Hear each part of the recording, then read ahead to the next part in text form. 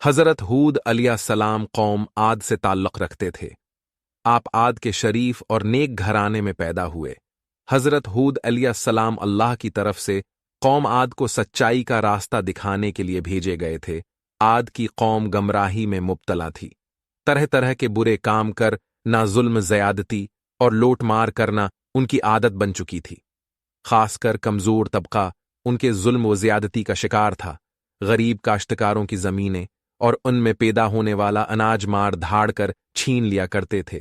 उन्हें फसल अगाने की भी महात नहीं देते थे। इसलिए कमर दर्द तबका भूख ओ अफलास में अपने दिन गुजारता था। कौम आद का पेशा काश्तकारी था। वो ज़राअत के तरीक़ों से भी अच्छी तरह वाकिफ़ थे। इसके अलावा पहाड़ों की चट्टानें काट कर इन पत्थरों से मजबूत इमारत बनाते, पहाड़ के गारों में भी रहते थे, पत्थरों से शक्कार करते थे, जानवरों को आग में भून कर खाते। आद के लोग ऐश व अशरत की जिंदगी बसर करते थे, लेकिन गरीब और महताजों का ख्याल नहीं रखते थे। भूखों को खाना नहीं खिलाते, बल्कि उनके पास जो कुछ भी खाने के लिए होना छीन लेते थे। जो लोग अल्लाह को भूल कर पत्थरों को पूजते हैं, उनके दिल रहम से खाली होते हैं। आद की कौम भी मूर्तियों को पूजती थी। आद की कौम के लोग उनके आगे सजदा करते, उनसे मरादें मांगते। हज़रत हूद अलैहिस्सलाम अल्लाह के नबी थे। वो बदपरस्ती से रोकते थे, जालिमों को जुल्म करने से रोकते, एक अल्लाह की तरफ बुलाते। आप अपनी कौम से कहते, ए कौम, अल्लाह ही की इबादत करो, उसके सिवा कोई भी इबादत के लायक नहीं। वही एक ज़ात है जिसकी इबादत करनी चाहिए, जिसने ज़मीन आसमान शजर और तुझको पैदा किया। ए कौम, तुम्हें किया हो गया है कि अल्लाह को छोड़कर बतों को पूंगा कर रहे हो। इन बतों की पूजा से तुम्हें कुछ हासिल नहीं होगा। ये तुम्हारी सरासर जहालत और गमराही है। बेहतर यही है तुम उन बतों से मुंह मोड़ लो जिन्हें तुमने अपने हाथों से बनाया है। हज़रत हूद अलैहिस्सलाम ने अपनी कौम को नसीहत करते हुए कहा, अल्लाह ने तुम्हें और सारी कायनात को पैदा किया, जमीन में रिज़्क़ का सामान पैदा किया। तुम खेती बाड़ी करते हो, तुम जमीन से ज्यादा अनाज हासिल करते हो, उसके बावजूद तुम दूसरों का अनाज छीनते हो।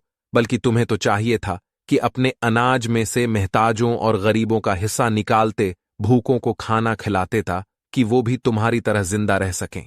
लेकिन तुम ऐसा नहीं करते। जो कुछ अल्लाह ने तुम्हें दिया है उसका शक्र बजाला।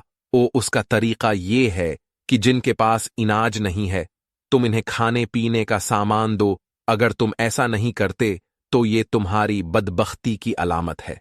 हज़रत हूद अलैहिस्सलाम की नसीहतें सुनकर लोग जवाब देते, हमसे क्या चाहते हो? हम जो कुछ करते हैं हमारी अपनी मर्जी है। हम अपनी मेहनत से अनाज पैदा करते हैं।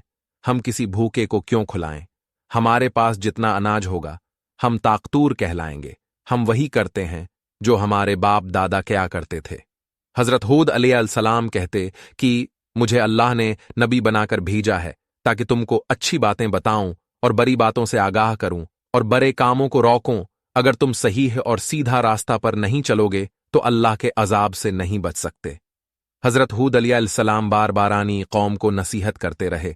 एक मर्तबा फिर आपने उन्हीं बातों को दोहराया, ए कौम, मेरी बात मान लो। मैं तुम्हारा भला चाहता हूं। जो कुछ मैं कहता हूं इसमें तुम्हारी भलाई है। हज़रत हूद अलैहिस्सलाम नरमी से समझाते कि किसी कमजोर पर जुल्म न करो, किसी का रिज़्क़ तंग न करो। उन्हें प्यार से समझाते कि ए कौम, मैं तुम्हारा भाई हूं और दोस्त हूं। मैं तुमसे कुछ नहीं मांगता। मैं जो कुछ करता हूं उसका सुलह मुझे अल्लाह देगा।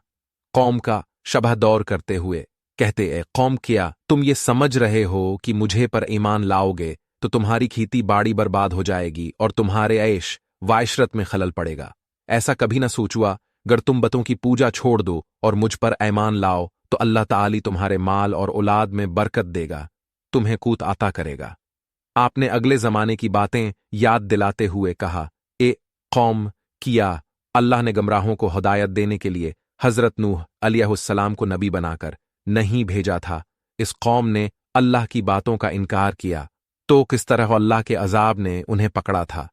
फिर तुम मेरे नबी होने का क्यों इनकार करते हो?